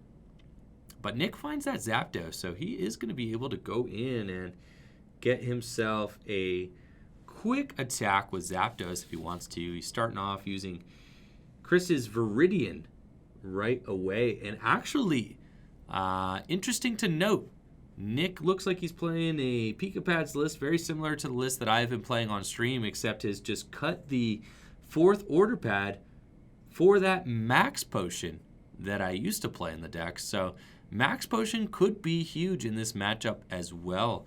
The ability to glance off hits from these Giratinas could save him here.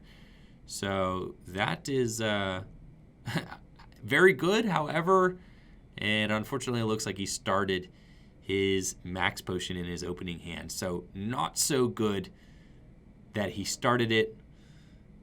Unfortunate there, but he's going to go for the Zeraora.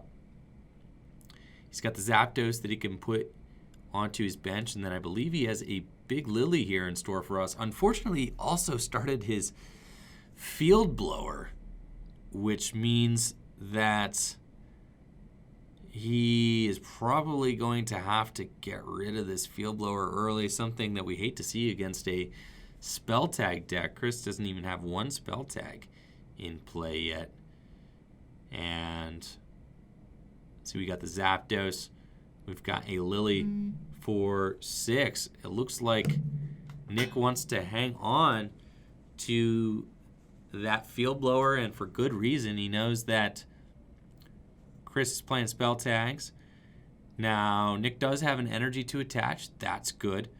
He does not have his Tapu Koko Prism Star in play yet, which is a little bit of a bummer.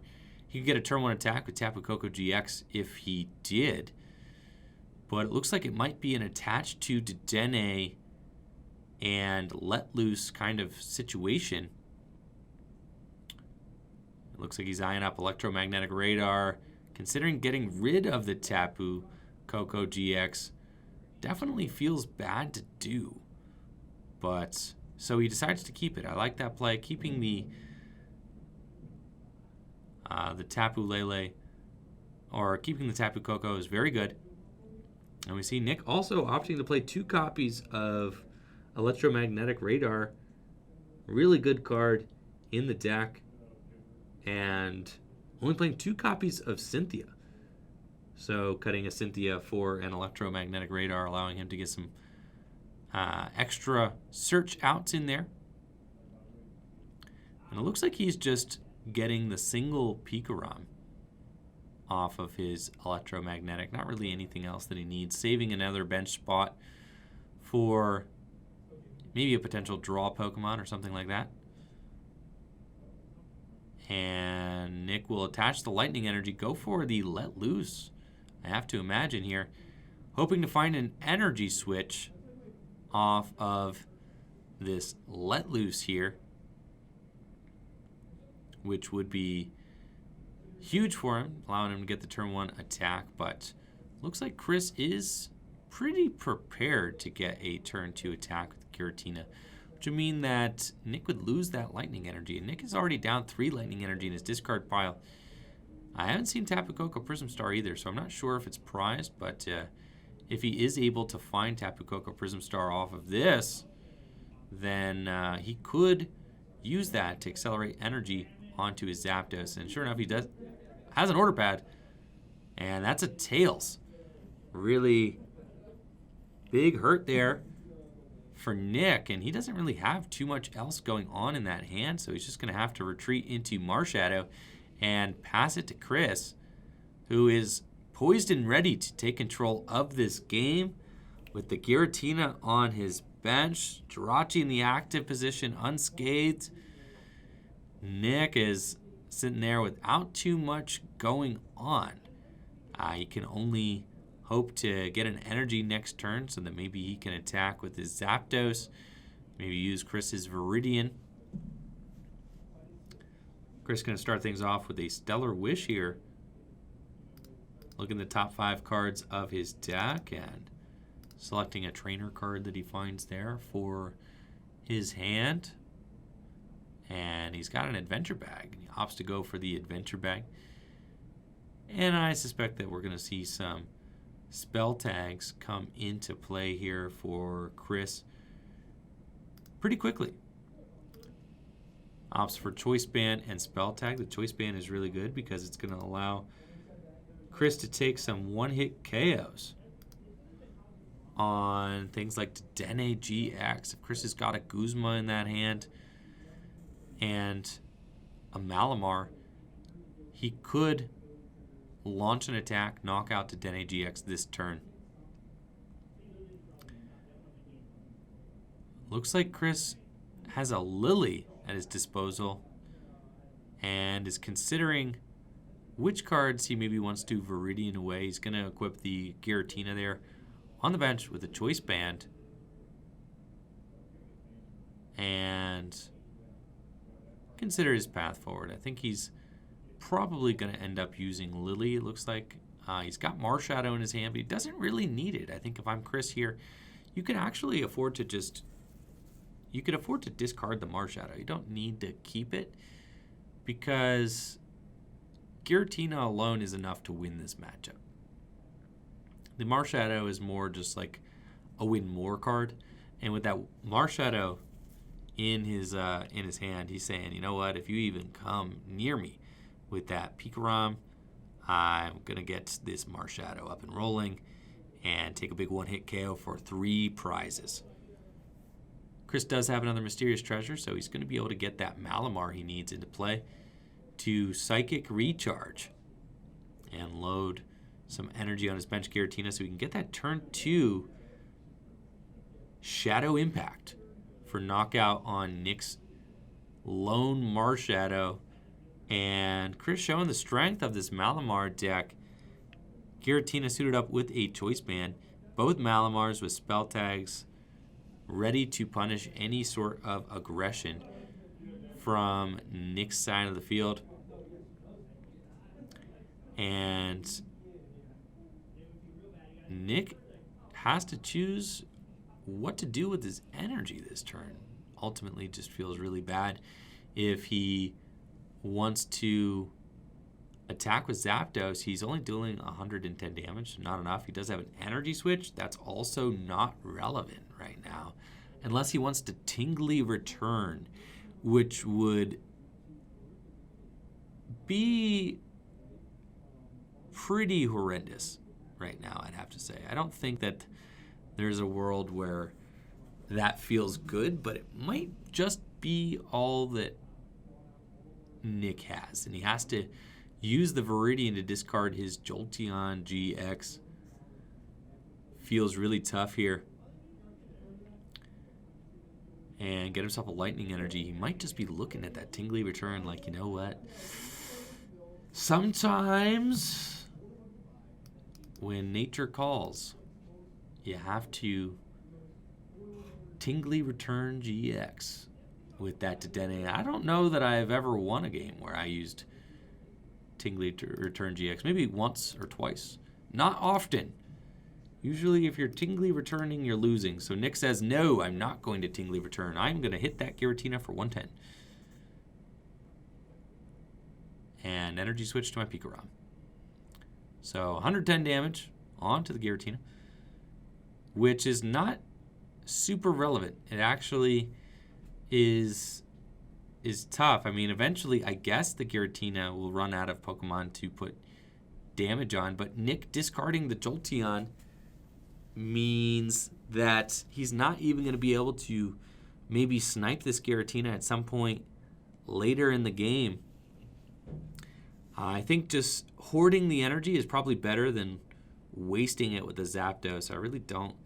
I don't like throwing this energy away like this. It feels really suboptimal. I think I'd almost rather seen a Tingly Return GX. At least Nick then guarantees himself a way to draw some cards next turn. But with Nick already being down his max potion and having no access to Tapu Koko Prism Star to jumpstart this matchup here, I'd have to say that Nick is looking a little down and out while Chris is just increasing his lead turn after turn with... Oh, no, and Nick is feeling super punished right now, dude. Top deck's Ultra Ball, right? Like, if you had just maybe saved one more card in that hand, then you could Ultra Ball your whole hand away for another Dedenne GX, but as is, it's just got to be a pass. So, with the ball in Chris's court, Chris is like, it's Marshadow time. Let's get it popping here, folks.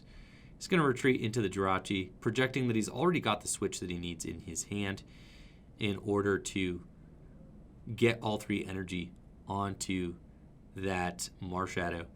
And he's got the third Malamar also. This game is a wrap, folks. Marshadow GX about to come screaming in here for a one-hit KO on that Pikachu and Zekrom Tag Team GX. And there's going to be nothing that poor Nick Hunter is going to be able to do about this. Marshadow GX using its Shadow Hunt ability to copy an attack out of a Pokemon out of the discard pile there. It's going to be very strong and hitting the Pikachu and Zekrom for weakness in the process. It's going to shore this game right up. So here comes Marshadow, ready to rock. And Chris has a big Lily for 4 to top things all off. Wow. Nick sits here, draw passing. And Chris Fulop copying Shadow Impact for 3 prizes with just 1 prize remaining. Am I going to see a scoop here from Nick? I think so. He will actually play that Ultra Ball down, unfortunately getting rid of another Lightning Energy, which just feels really bad. And he actually doesn't even have a Let Loose or a Dedenne left in the deck. Really tough. He plays 2 Dedenne GX. Yeah, and 2 Marshadow. All the options are gone. Nick going to scoop it up. Chris Fulop taking the win of this league challenge with his Psychic Malamar deck. Here with Chris Fulop, hot off his league challenge win, 5-0. Chris, how you feeling, man? Well, I'm relieved I now only need to get top 16 at North American Intercontinental So you're Championships. saying there's a chance? Yeah, I guess so. I mean, it's better than needing top 8, I guess. Yes, but it is. Yeah, so I guess that's a relief. Got my last real opportunity at points to get over the 350 mark. There you go. Quarter 4 has been pretty dry by me not defending anything. You know, so it's all good, man. We all have dry quarters. So that's in the bag. 150 points to go. Top 16 at NAIC. You're going to put it in your trusted Malamar, you think? I have not played it. I played a non-Malamar deck once, and that was Memphis, and I played Vikavolt Rayquaza, yes, and did disastrously. So 100% of my points so far this this season have been from Malamar. Malamar variants. Yes. Yeah, I'm locked in on a variant. Probably this. Yeah. It seemed to work pretty well. Yeah. Yeah, I see a lot of people kind of deviating away from Jirachi in favor of like Tapu Lele and Dedenne GX. 'Cause it's weird because like Dedenne is really, really good in this deck. It is. And once you kind of like already add in your GX liability on your bench, then you don't really. More? No, but that's actually true because once you're no longer like focused on that one prize game all the time, Right. then you do get the freedom to play more Exactly. GX attackers, Yeah. or utility Pokemon. Right. I'm trying to avoid that. I've been really happy with the Jirachis. I have not been particularly worried about Let Loose at all over the span of the day, or just in general. Like, it's obviously if I get hit with a turn 1 before I've done anything, then Anything can happen, yeah. There's not much you can do about it. Right, But, and if you don't start Jirachi and they let loose you, it's like... yeah, but even then, that turns all of your balls into a retreat out. You're like, Right. oh, I'll retreat and maybe hit a supporter. So it's exactly. like, it's still, I mean, obviously at that point, Lele or Dedenne is able to do the same thing. Right. But, like, it's still been very, very impressive. I feel like I get a lot of extra value out of them.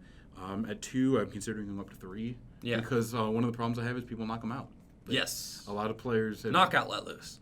It's usually the play. Yeah. and that's correct. And I always wanted Jirachi on the bench. I don't want to be using Rescue Strategy on. For sure. Right. So. That makes a lot of sense. So, is there any matchup that you're concerned about with the I deck can't as beat it is? Weezing. Oh, that's not happening. I can't beat. I mean, if I ran the Drift Blim to branch off of the sure, right. off of the. I mean, I don't think they have a really good answer for it. No, they don't. Yeah. And I'm running the Chimico, so like I can slow down the presence of Weezings. Like I believe most lists run 1 Tapu Koko Right. to start spreading, but I have Mew, so it's like with the Chimico lock, they really don't have a lot of good offense against me. So I can theoretically set up and have a huge advantage by the time I get going. But Right. I the just kind of Giratina accepting damaging itself too just feels really rough. Yeah. Oh, yeah. It's a nightmare. Disastrous. Yeah. It's weird because you do have the spell tags to get some damage on their bench and stuff. Right. So, like, if things go perfectly or they start poorly, like you can win it, but it's not. And the problem is I don't know if I want to run a Drift Blim. I can't think of another solution to make that matchup Right. tolerable. And you'd have to evolve your Ditto into the Drift Blim. Right. No, I'm in a position where like I'm looking at like the stall decks and stuff because Yeah. I haven't played a regionals in a while now. You're right. I've been mainly hitting local events, so best 2 out of 3 stuff. I haven't been keeping up with some of the matchups that are Right. exclusive to that. Like Sure. you'll see some stall decks or Ninjas and stuff at cups and challenges and stuff, but Right. they're not around here really. Exactly. And I think between Mew and Giratina damage, I can keep Shedinja pretty well in check. Yeah. And I also don't know what their game plan against Bell of Silence is. You're right. Yeah. So that Have you card's really figured good it out? there. And On the fly. I'm pretty well cold to a traditional stall deck. Yeah. Like the Regigigas, the Lucamine. Yeah, it's probably- nonsense. I can't really beat that. No. Like, yeah, I could devote multiple spots to being able to do it, but I really don't want to. I think you're just aiming for like the big 2. You hit like Reshiram Charizards and PikaRoms, you're probably gonna have a field day, and then like I don't know, you kind of go even-ish with some Zoroarks, maybe hopefully. I think I'm pretty You good know, against the Zoroark decks you with think the Chimico Dugong. Oh yeah, that you told me bellow- about that. Yeah. Well, It could work. so- It could work. That's not hypothetical. That actually does work. It does work. Yeah, Right. yeah. And Because even then, they it's do like- play Mew most of the time, but that has an ability to be like, you gotta They also just. It doesn't even necessarily matter entirely because they're getting no Zoroarks in play. They're getting no real knockouts on you, and you're setting up, and you get the first meaningful prize. So like, Doesn't even really if you matter. don't get to give them the full blowout, right. then you're still pretty far ahead. That's true. Like, That's true. That's why it's like, yes, the Chimico's Bell of Silence gimmick is able to lock certain decks out entirely. Right. But I played Malamar mirror match earlier, and I just brought one up to slow my opponent down because I went Right. second. I went second, and they were going to almost assuredly get a turn 2 knockout. And we saw that that strategy really being utilized a lot in like the middle of the season, and it's still relevant. So going back to Memphis regionals, Yeah. I was torn between just playing Malamar and Vikavolt, and Yeah. I knew about the Chimico thing going in as well. And I actually found out about it from someone and did it win that one? Yes, it did. Oh, so then you must have been just... No, the problem was I was torn between the two because I didn't really know. Yeah. Like, everybody else had been talking about how they didn't like Malamar, and I didn't Right. trust myself. And then I couldn't find a copy of Chimico in time, and I got to the venue kind of late. So I'm like, all right, we're playing Vico. Decision was made for you. Yeah, but one interesting thing I'm doing with this deck, and I want to let everybody judge me for it, is I am only running 3 Mysterious Treasures. 3 Mysterious Treasure. Well, 4 Ultra Ball, right? 4 Ultra Balls Oh, and that's fine. 3 Nest Balls, because I That's feel fine. like getting Jirachi is more important than... Well, especially with that's Viridian fine. City as a discard outlet Yeah, now, that's to go fine. with the...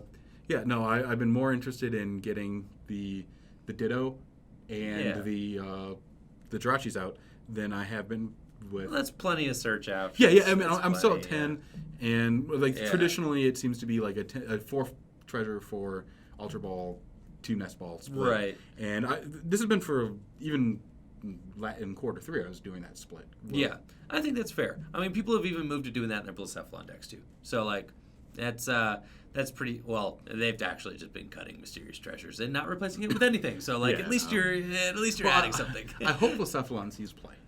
Right, because Because you do that pretty well may against that too. between not only do I just have 1 hit KO options, they don't trade very well with the Girautinas. I have the spell tags to kill the so in 1 turn cycle with Distortion Door, Right. spell tag damage, and the 130 I'm knocking out a Blacephalon. Right. And then I have Dugong and a Choice Band. Right. Yes. So there's just not a lot for that matchup to do against me unless I draw Right. really dead. Exactly. Well, excellent stuff, Chris. Congrats We got on your win. Well, we're getting some. Did we count his deck? How does they fit? All that stuff. So questions about questions. No about acro that. bikes. Yeah. No acro bikes actually would pretty much answer it. Yeah. No acro bikes. I'm No at 7 acro bikes. energies. Yeah. So a little low on energy. No 7 la- psychics, Yeah. but like 2 Viridian. Yeah. Yeah, it's So well. and Is this, what it is. my favorite bit of technology is the adventure bag. And Natalie's yelling at me in chat to get the heck out of here. So all right. Well, I'm thank gonna you. try to sell something, Sean. Thank You you, should always Chris, sell the Sean. and All right? good luck. All right, y'all, and that is it for the Full Grip Games League Challenge. Chris Fulop emerging victorious tonight. Thank you all so much for the viewership. We are going to pitch this show over to Riley and JW, who are doing their tag team stream. Finally, I feel like it's been a while since we've been able to raid these guys doing their tag team. Are they doing it? Where is it? Where are you at, Riley? There he is. Riley and JW. Yes, and JW is getting married this weekend, so make sure to tell JW congratulations on his wedding, and make sure to also tell him that he should have picked a different weekend for his wedding. I'm just kidding. No, we're all very excited. So make sure to tell JW congrats, and we'll be raiding them now. Raid Munner. And you guys all rock. Big shout out to the subs. Big shout out to everybody who donated bits. Thank you guys all for the viewership and giving the channel a follow as well. Take it easy. Have a great night. I'll be back tomorrow morning, 10 a.m. Eastern Standard Time with some morning stream action here on Tricky Jim. Peace.